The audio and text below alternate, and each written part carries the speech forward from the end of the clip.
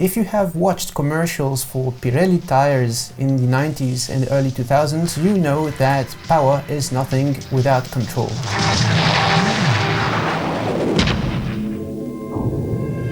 My question is why so many big Muslim charities and individuals have been making the headlines for all the wrong reasons. Abuse of money, power, staff beneficiaries and more, and why in the recent years so many in positions of power have fallen from grace or at best do nothing.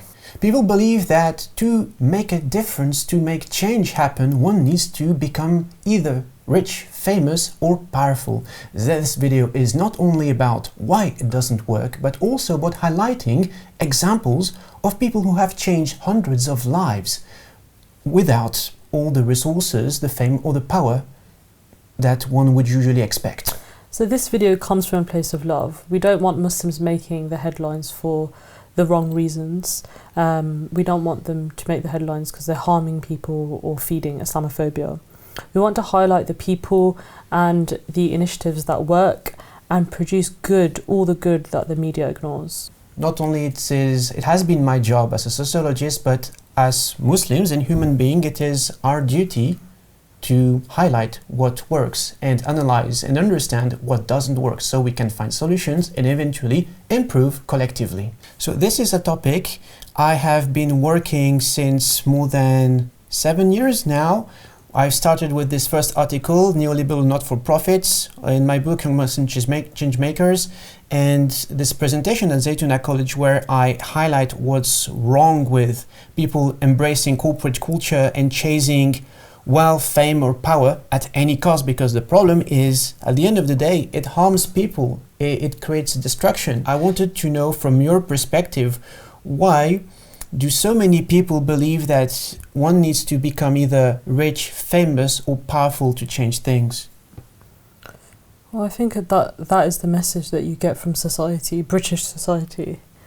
And that's the kind of dream that's sold to you, that if you get to a particular position, then, to be honest, you can become it or become the person at the top, and therefore you can change things. Most people don't even want to change things. Some people just want to get to the top of their own egos.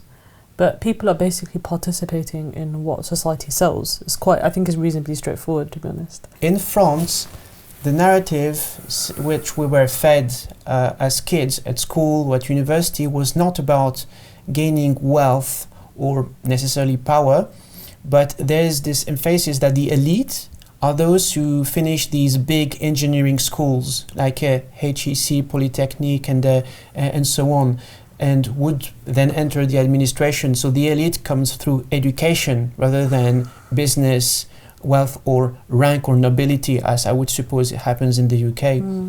And there is also, I think, something globally that distorts people's views, is that there is this 19th century theory issued by Thomas Carlyle in 1840, which is called the Great Man Theory. Have you heard about the Great Man Theory? No, I haven't. This guy posited that all the changes that happened in human history are the result of charismatic individuals who single-handedly were able to change the course of history. Because it's so simple, I believe this is something that people still subconsciously apply nowadays. While obviously, I mean, you know that it's completely flawed as an approach, because it would mean that all the political movements, social movements, economic fluctuations, or even environmental disasters haven't played a role in changing human history for people to adapt and so on.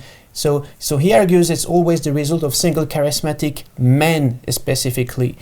And so I guess why I understand why it's appealing, because it's just very simple, but it's just so wrong. I don't think it's really wrong to aspire at having more. I mean, we can discuss this, but my main contention is people who do this do it at any cost, which means harming people on the way. I just want to understand, why is it that people believe that these goals are so worthy that it's okay to hurt people on the journey?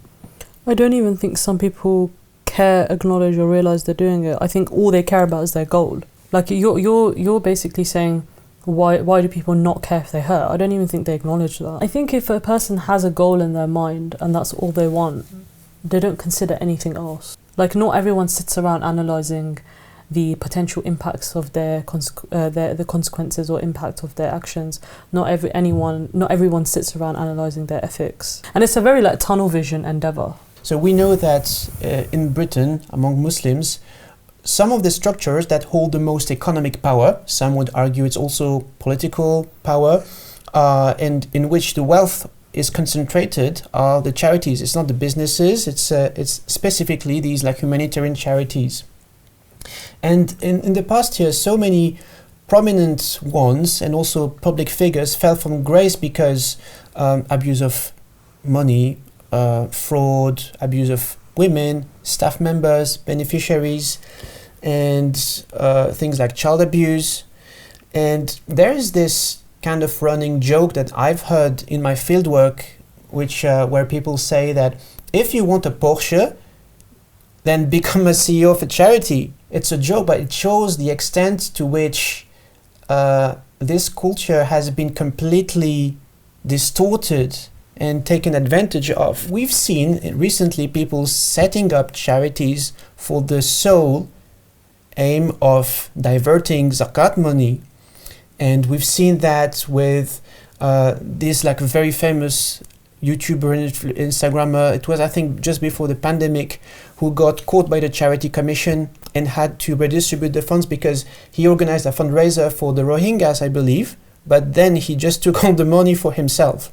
And we've got some other examples like this kind of network for like Muslim entrepreneurs whose leaders got arrested because they just stole the money of vulnerable people who gave thousands and thousands, believing that they're investing in something legit. We've come to an age where people use religion as a marketing tool to take advantage of people.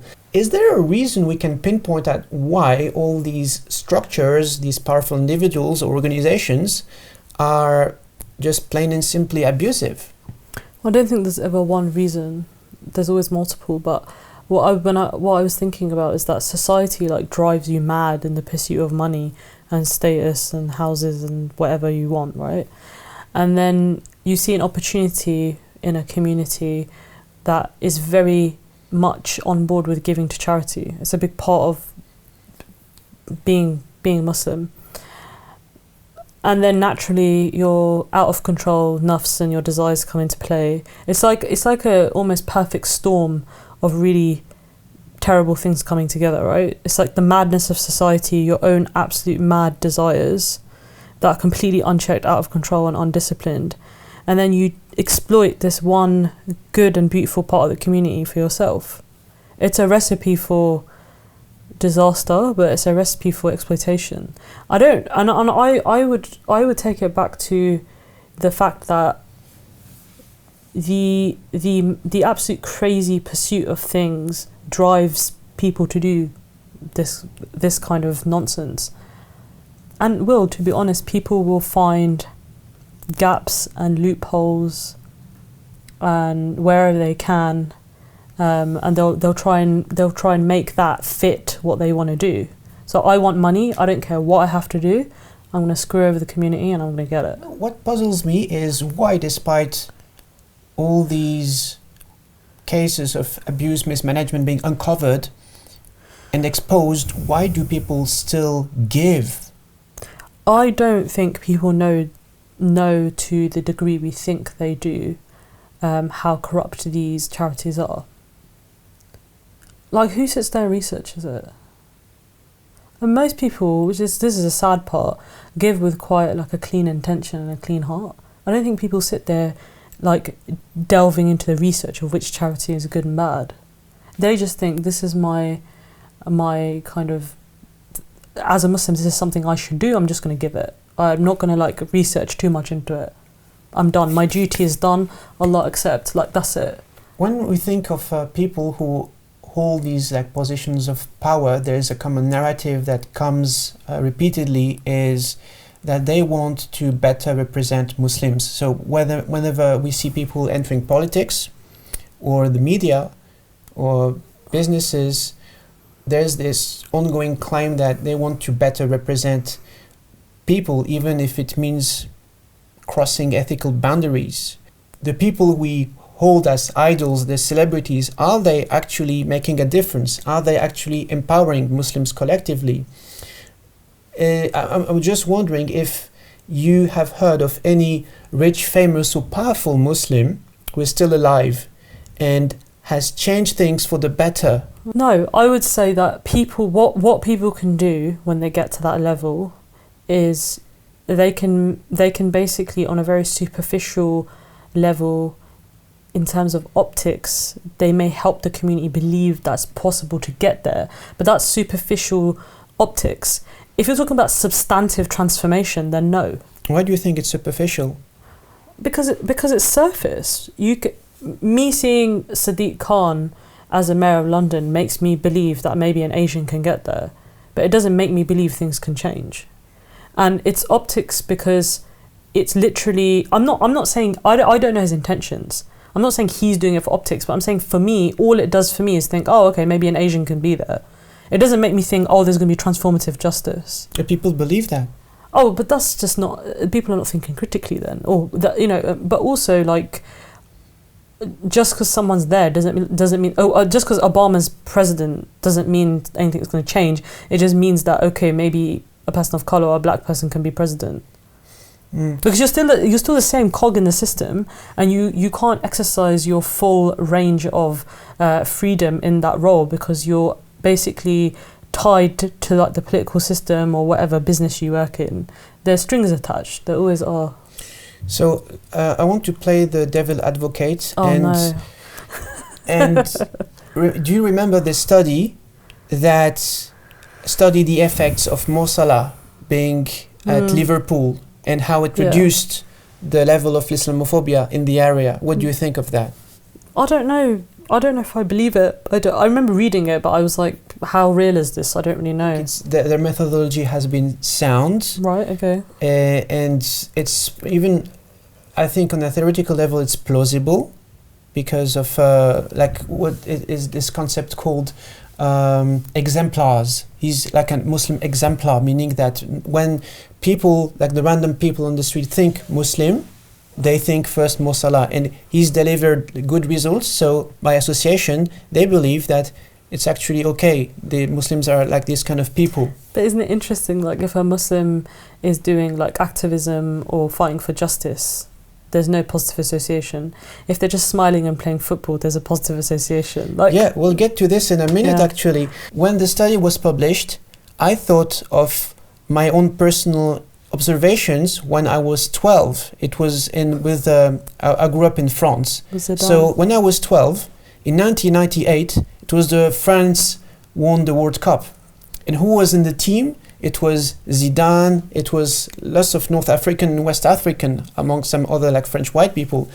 And it was at a time where the headlines on the newspapers were like France, Black, Blanc, Bleu, which in English means the white, North African and black France. This is like people were celebrating like diversity because this is the team who won the World Cup. But fast forward 21 years later, 1998 plus 20, that's 2018 plus 3, that's 23 years. Fast forward 2021, France, so the government still votes laws that regulate the presence and the visibility of Muslims in the public sphere.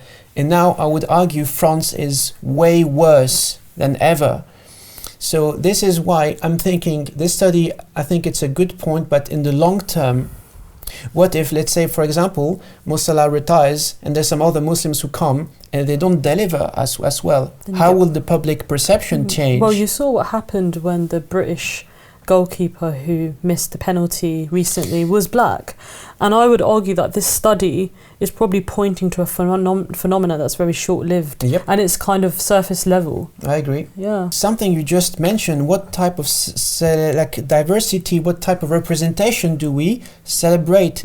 Because there is something that I would say puzzles me to stay polite. Is, for example, why do people celebrate Riz Ahmed being an actor and not someone like Sadegh Hamid? Just like random examples.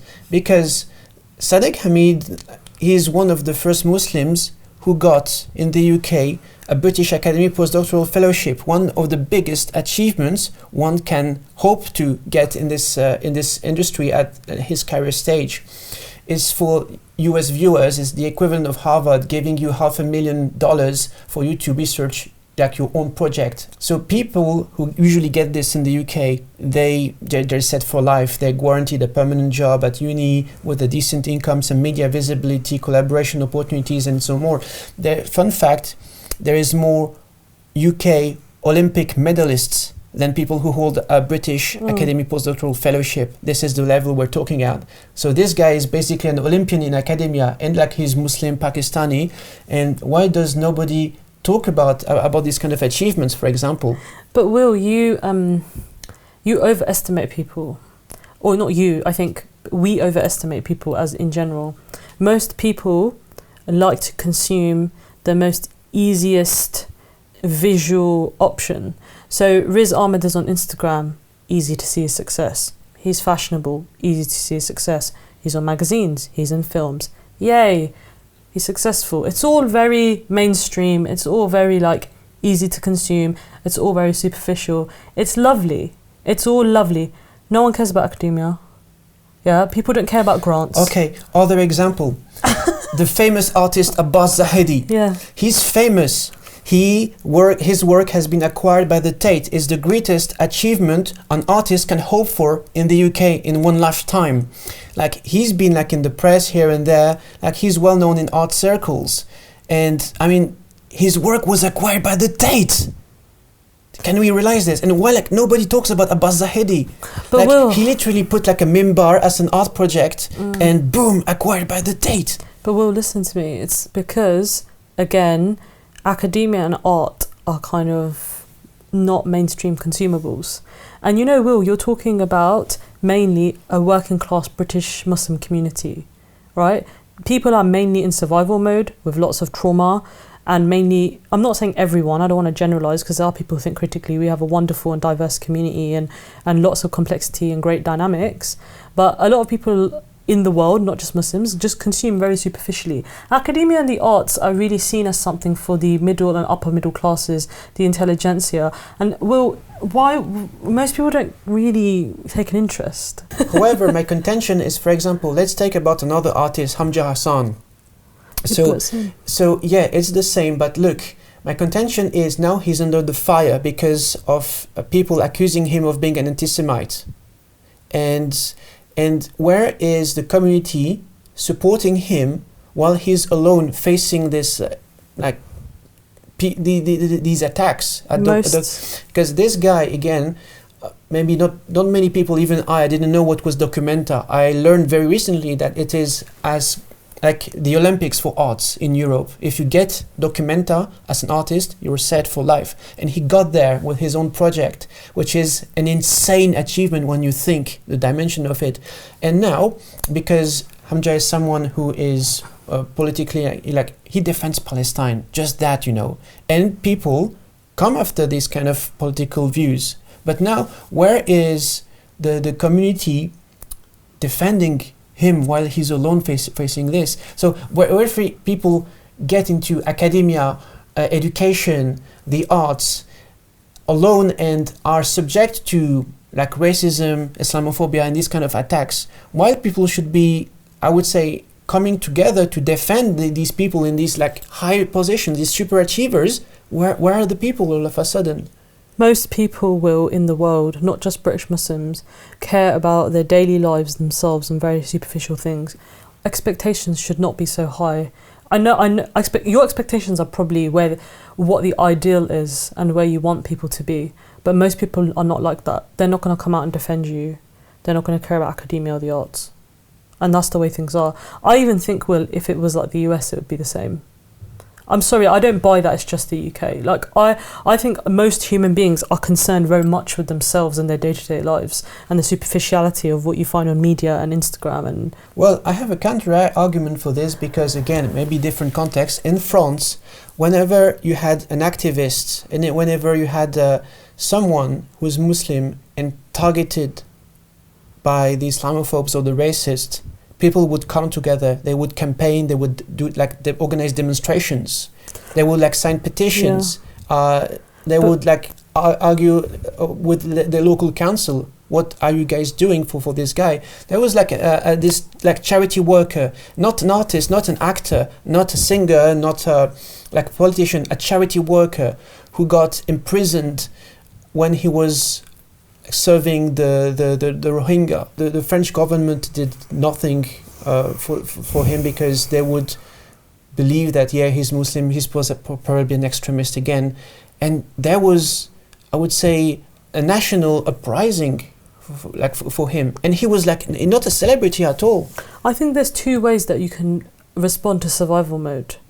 In France, this situation is much more extreme than it is here. So there's a lot of suppression and it's just such a different context. Here, of course, there's Islamophobia and racism, but we have, comparative to France, we have a relative level of freedom. And I think people's survival mode is more economic and how am I going to build my assets in this country. And the response to this kind of survival mode is focusing on your own life, money, building assets, and the people around you. That's it. I think the response to the survival mode, the extreme situation in France, is that we have to band together. And I think in light of that, it's you have to understand both responses given their circumstances and the contextual factors. In France, if you don't band together, seriously, I feel like I haven't grown up in France. You know what France is like more than I do, and you became Muslim there, so you know that better than I do. But I almost feel like maybe it's a sense of damn, if we don't stick together, anything could happen to us. Here, it's if we don't stick together, still going to go to work and earn money and buy a few houses. In America, for instance, you have much more middle-class Muslims. There's much more money amongst Muslims. Maybe Americans would care a little bit more about something like the equivalent of someone's piece being acquired by the Tate or a research grant, maybe a bit more. But that's because it's a very different type of community out there. It's a different context. So each community is going to respond differently. That's just how I think of it. I'm not saying that's the way it should be, but that's the way people behave. That's what I think anyway. Having grown up here, and you having become Muslim in France in your early 20s, you saw something very different there. There was a level of solidarity and coming together and actual brotherhood. And I understand that it's kind of disappointing when you then look at things here comparatively.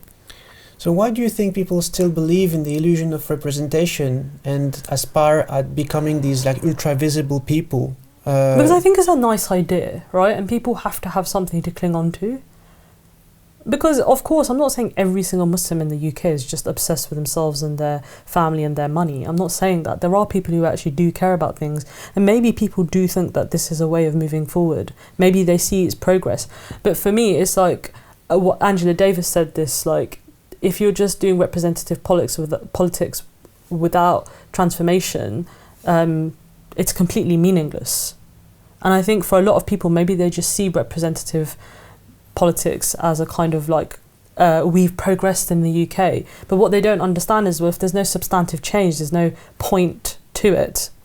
But Will, how much do people sit around and think this critically? I think that, as you mentioned, my theory is that the UK specifically has put people in a situation of forced deprivation for decades, if not centuries, where people have been deprived from financial stability, media visibility, and political representation, which means that at the same time, Britain is this kind of country that offers a liberation theology and tells people, if you want to get out of this deprivation, if you want to be happy, get out of racism or poverty, then you need to play the game of the society, which is becoming rich, famous, or powerful, because this is what the British society is built.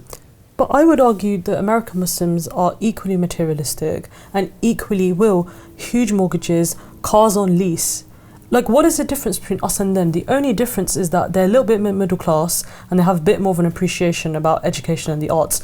They are just as materialistic. The American dream sells the same idea. If you're the sole income provider for a family of 5 and you're earning 30k and your wife's working part-time, I don't really think you're going to be sitting around thinking about the arts or education. No one's going to care. In America, I feel like some Muslims have more money, they have more space to think of these things. But I have been to America, and I'm sorry, the cars and the houses I've seen, it's the same level, if not more. I don't buy this idea that they're better over there. The neoliberal American dream is selling the same liberation theology as the UK is selling. It's just that we're much more working class and slightly poorer here. So people are still vying to get stuff. Do you think that it's just people who uncritically copy what is being fed to them? Yeah, because they're just trying to they don't have the space to sit there and be like, oh, let me be critical about this. If you're not financially comfortable, your first thought is not, oh, let me sit here and think critically about this. Do I actually have the time? I mean, me and you both had parents who were immigrants, and we know what that does to you. And I also think that, this is something we have to remember, that like class makes a difference. It makes a difference of how is your mental health, how much space do you have to think about things, how much time do you have time to go to academic talks and go to galleries? Do you have time for this extracurricular stuff? I just think that what I've seen over in America is as materialistic as here. And what I see in France is that people have to band together because it's the only option. And spoiler alert, this is how metacolonialism works, meaning that for viewers, you can read the article written by Hussein Boulan, which extrapolate a little bit in my book, where we're in a society that builds cages around people and forces them to conform, to stay within the boundaries of these cages if they want to survive or if they just want to sustain themselves, which means not only accepting what the dominant culture feeds us in terms of what is to be successful in the society, what is to make it, and which means, you need to run after money, wealth, or power, but at the same time sacrificing your own culture, identity, ethics, and so on, your even own spirituality, your own faith. But what can we do for preventing people from harming others if we can do anything? First, you have to sit down and acknowledge that your actions have consequences not only for yourself but for others. If you can't sit down and admit that to yourself, we've got a problem. I think the first thing is to also to understand the deen, that everything Allah is putting in front of you has been decided by Allah, and you have a choice of how you behave with what's been given to you. Now, if people are not sitting down and reflecting on the deen, thinking critically about their actions, then I don't really know how we can help people. You have to do that. But if we live in a society that purposely doesn't offer us time to do that, how can we make time? Then I don't know. I feel like capitalism and neoliberalism, the sickness of it is that you're constantly in the hamster wheel, running and running and running. So you don't have time to sit down and do this stuff, right? We have to talk to each other. We have to remind each other. We have to challenge each other. What else is there that we can do? We have to pray to Allah that if we've got any kind of, if Allah has put any veils in front of our eyes, that He lifts them and that we can see actually the truth of what's going on with ourselves and recognize that. I want to offer a piece of advice that doesn't come from me, but that comes from, I know, problematic source, the United States Navy SEALs. It's shocking. Which is, slow is smooth and smooth is fast. Remember, slow is smooth and smooth is fast. Which means in a tactical situation, if you want to be fast and effective, instead of rushing through a building, you just slow and steady. It applies in all fields of life, even when it comes to like work-life balance, learning how to say stop at some point, learning how to take a break. This is something you taught me by taking things slowly at the moment, just taking the time of analyzing what's going on with me, with my health, with my mind, with others around, assessing the situation, and then moving forward. And it works. Maybe you can try this at work if you feel yourself stuck in a similar situation. And even, it works with everything, like how to learn how to drive. This is what we learn in advanced driving. You can be very fast if you take the time to analyze what's going on around you. And this is why you have this spoken thought process, that they force you to say what you see on the road and what actions are you taking. And I realized that even in congested areas where it's very difficult to navigate, it made things extremely easier because I was doing all these steps in my mind. Rush. And I wanted to say, and I don't remember if this is a hadith or if someone just said this to me, but someone said to me from our tradition that there's a saying that being hasty is from shaitan. That idea is in the deen. That, sometimes, when I get angry, I really want to message someone, let that anger out. Over the years, what I've learned is put your phone down, sleep, rest, give it a couple of days, and then think if you want to send a message. And I feel like that kind of approach, I wish I knew that when I was a bit younger.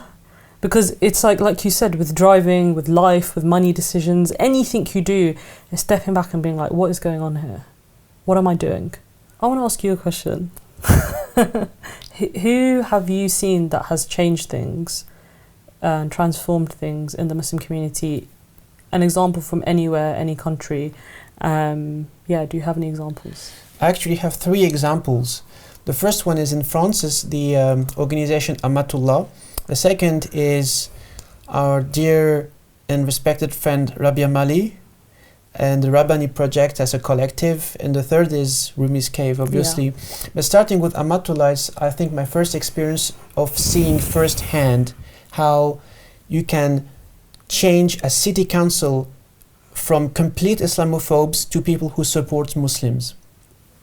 So Amatullah is a charity founded by a group of friends, by women, who wanted to help people in prison and serve meal for the homeless in their local town in Bagnolet in the east of Paris. And they were founded in 2006, 5 years after 9/11. So first thing is, when the organization is created, the city council puts the French intelligence services to monitor them because they were scared, what do these Muslims want? Do they want to convert us? Do they want to commit violence? So they did that.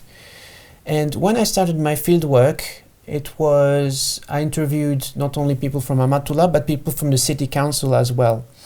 And my field work I started my field work in 2009, which was 3 years after they were created. And so I interviewed people at the city council, and I asked them, what is your opinion on Amatullah? And they told me that they saw for these 3 years that these people do an amazing job at bringing people together, not only Muslims, but everyone from the neighborhood, even white French non-Muslims.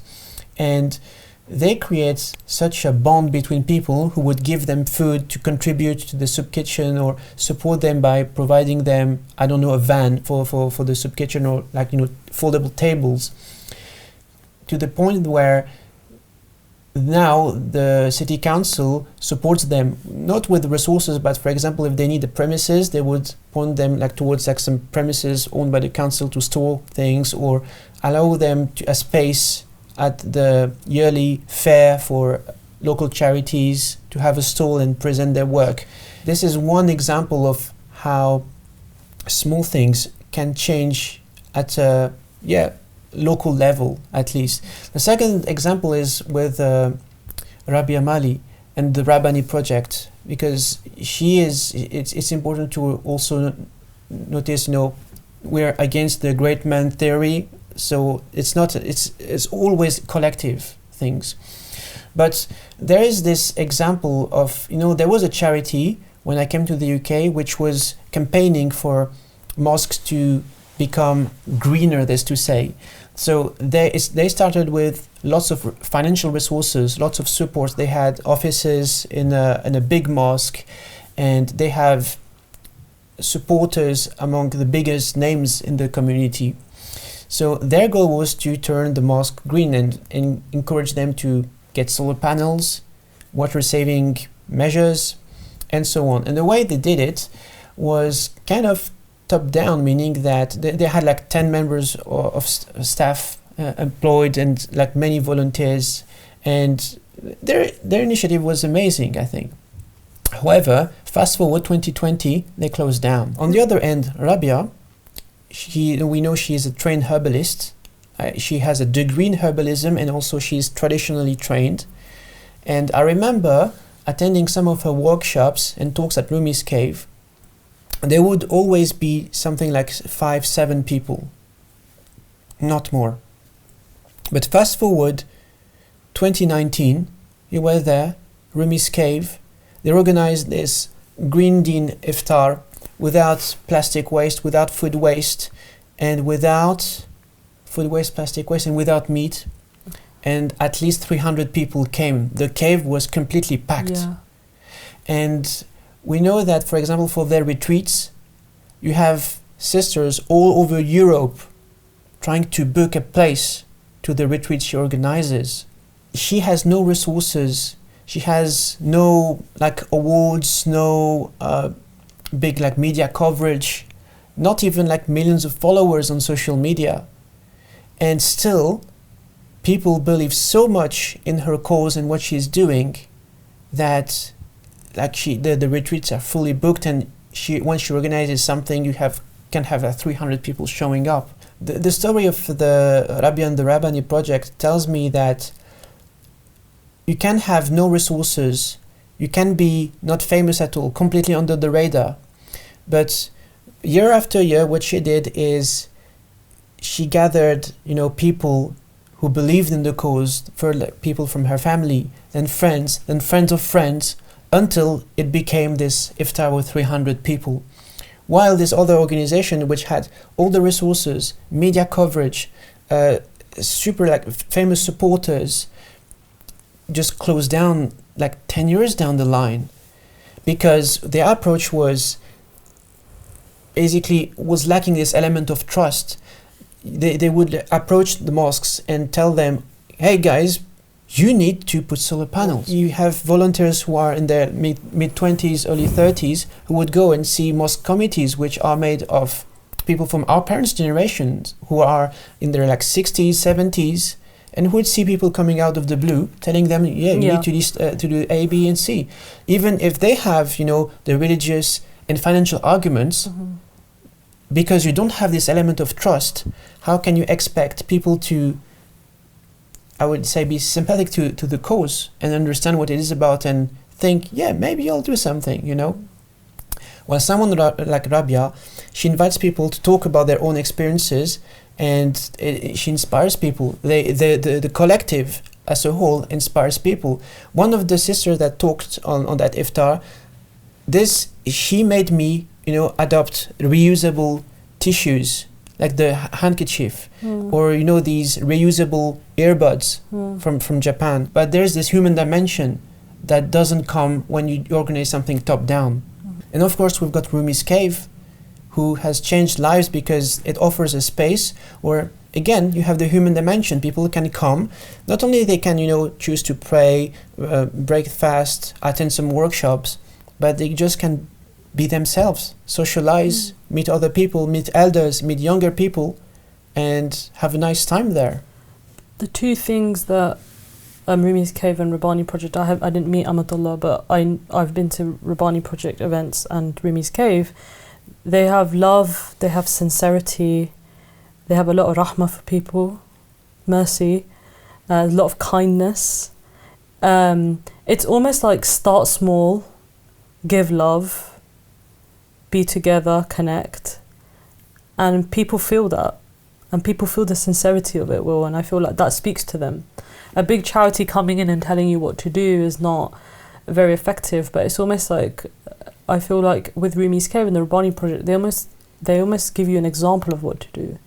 They'll be like, look, a vegan iftar with no plastic is possible. They're not saying, go and do a vegan iftar with no plastic. It's a very different, it's almost like lead it's not like leading, it's like set the example, give love, have rahmah, connect with people, be sincere, and also pray. And also there's such a strong element of like the deen flows through everything they do. There's so much barakah in it. There's so much dua, there's so much salawat. Well, I think really it's both of those endeavours, the only word to describe them is beautiful. And that is not a word that I would ever use to describe big Muslim charities. What can we practically do? First of all, when we see harmful things, what can we do as just normal individuals? Well, what does the hadith tell us to do?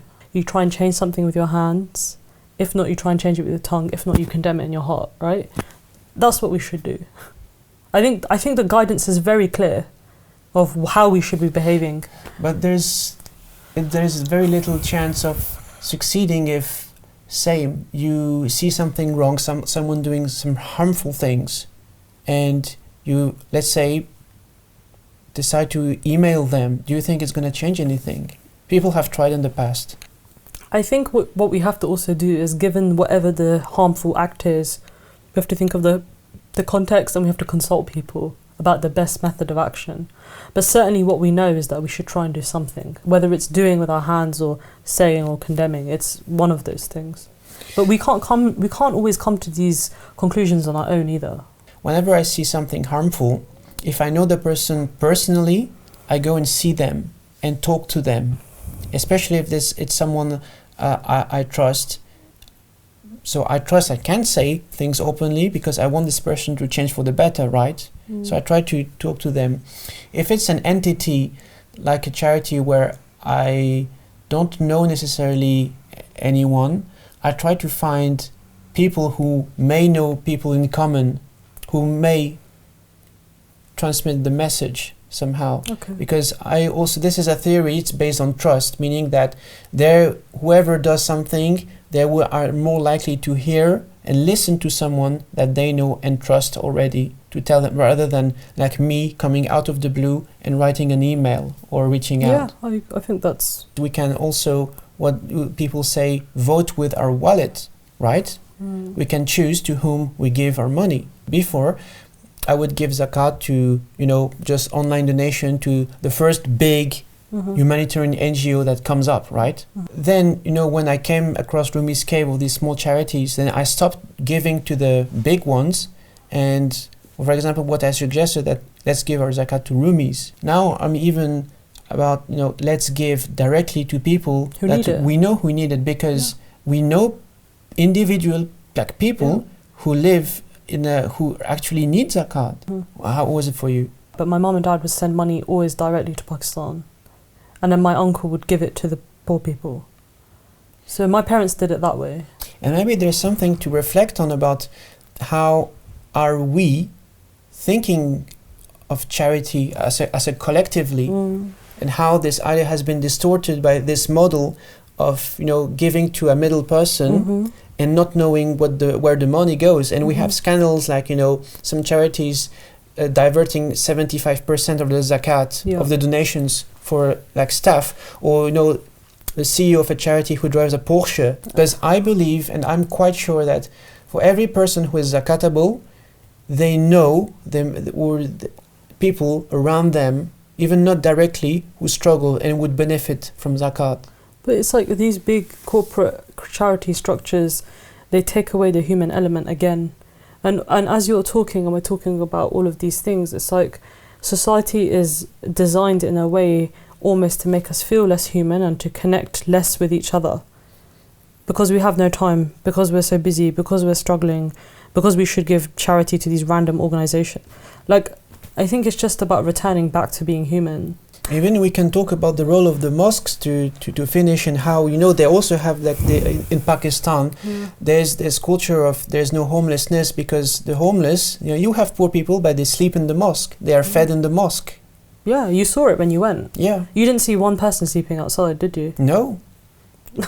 And I just wonder, how this beautiful tradition from Pakistan has been lost in the UK. But we know how, because the society makes it basically distorts things, and it almost makes you like forget and gets rid of some of the beauty and replaces it with like ugly neoliberal capitalist structures. It doesn't mean though, and this is one thing I do want to say, there are still some beautiful things in the Muslim community here, right? And if there weren't, there wouldn't be a Rumi's Cave, and there wouldn't be a Rabbani project, and there wouldn't be all the wonderful friends we have. There is still love, there is care, there is brotherhood and sisterhood. There is an understanding of caring for the youth and the elderly and thinking of ethics and being kind.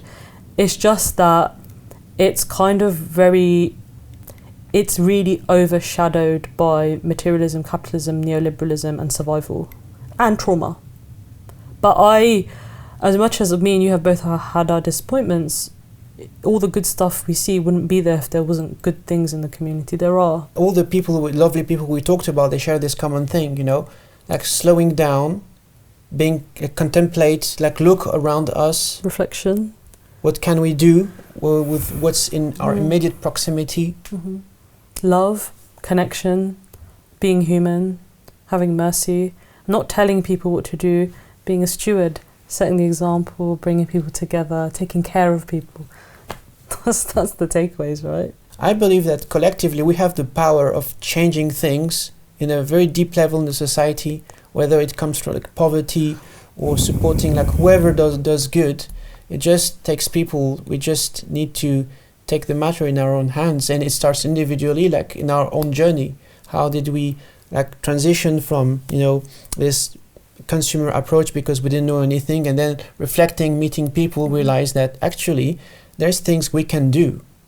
There are things we can do, and my parents are a great example, and the Pakistani community that I saw them participate in is a great example of that community and that way of acting. People used to drop food to each other, they'd visit each other, they'd make time for each other, they had committee where they would give each other interest-free loans. There was all these systems. That's how people survived. If people would do committee here in the UK, the banks would collapse completely. I mean, the whole Pakistani community in this town does it. To be honest, all up and down the country, they all do it. That's how people have paid student loans off, weddings, houses. It's all committee. There's no interest, Will. People, and I think there are examples of really interesting systems. And also, the thing is, though, that's my parents' generation. I just think with my generation, it's like slightly diluted. And it's becoming diluted and becoming replaced by the ugly social structures. But it doesn't mean it's gone. It's not gone. We know what the problems are.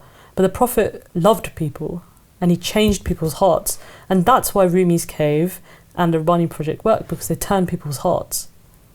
Because they're living the prophetic example. Right? And I just think, we know the issues. But I think, we need to sit down with people and give them time and give them love and help guide them. And then, if we've done our best, then it's up to them what decision they make. Okay, I think we're reaching an end. So I'm always blocked when it comes to concluding videos. I think we just did it. And we just say, well, thank you for watching. Yeah, thank you for watching. Again, do not subscribe. This is not a channel about charities or being successful or whatever. Please, don't subscribe. Yeah. Take care of each other. Till next time.